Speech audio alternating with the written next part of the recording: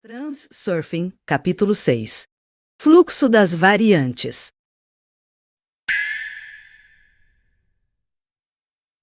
De onde surgem pressentimentos, intuição, previsões, descobertas e também obras-primas da arte? É a mente humana que cria e constrói? O fluxo das variantes é um presente maravilhoso para a mente, mas o ser humano nem desconfia disso. E o que são sinais e por que funcionam? Quando você se move com a corrente, o mundo vai ao seu encontro. Parte 1. Campo de informação. O espaço das variantes representa o campo de informações, ou matriz energética, modelo de como deve ser.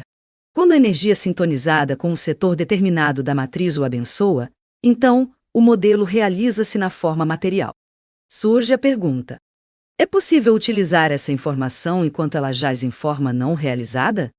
Pode-se dizer que nós todos nos ocupamos disso todos os dias. A consciência não sabe ler a informação do espaço das variantes.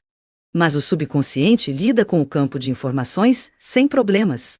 Exatamente de lá é que chegam os pressentimentos, a intuição, previsões, descobertas e também obras-primas da arte. A informação ingressa na consciência vinda do mundo exterior como interpretação de dados externos, ou vinda do subconsciente no nível intuitivo. Os dados inscritos no campo são a grosso modo verdade em sua forma pura. Em outras palavras, é informação objetiva e despida de interpretações. Quando a verdade passa pelo filtro da razão, ela se torna interpretação, ou seja, conhecimento. Todos os seres vivos abarcam a verdade pelo filtro de sua interpretação.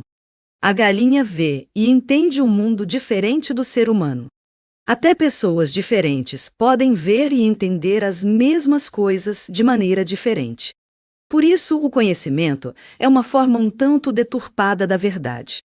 Os dados no campo informacional são apresentados como uma complicada estrutura energética.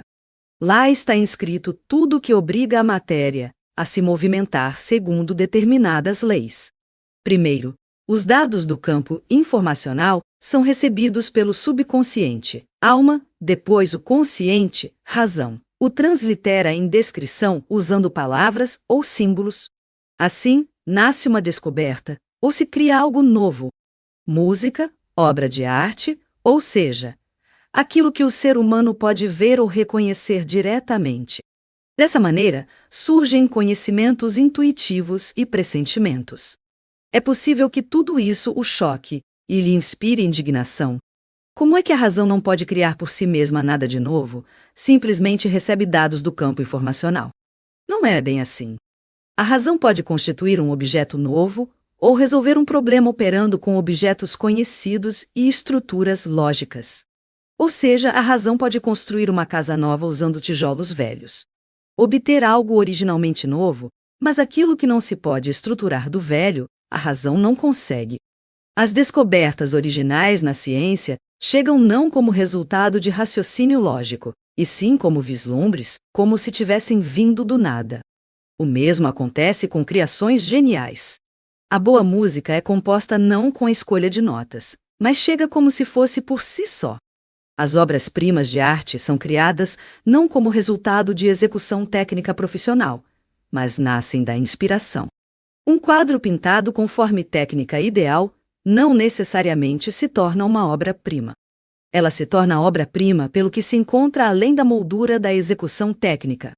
A poesia que abraça sua alma não é criada em resultado de escolha racional de rimas corretas, mas vem também da mesma origem, do fundo da alma. Toda criação baseada em inspiração e vislumbres nada tem em comum com a razão. A razão só depois faz dos produtos de tal criação os seus atributos. Por exemplo, a razão pode idealmente copiar uma obra de arte antiga, mas criar uma nova não é capaz. A razão analisa os dados obtidos pelo subconsciente do campo informacional e os apresenta numa interpretação simbólica em forma de quadro, melodia, pessoa, fórmulas, esquemas e assim por diante. Por enquanto, não é nos dado saber de que maneira o subconsciente acessa o campo informacional. Podemos apenas ser testemunhas de como esse acesso acontece.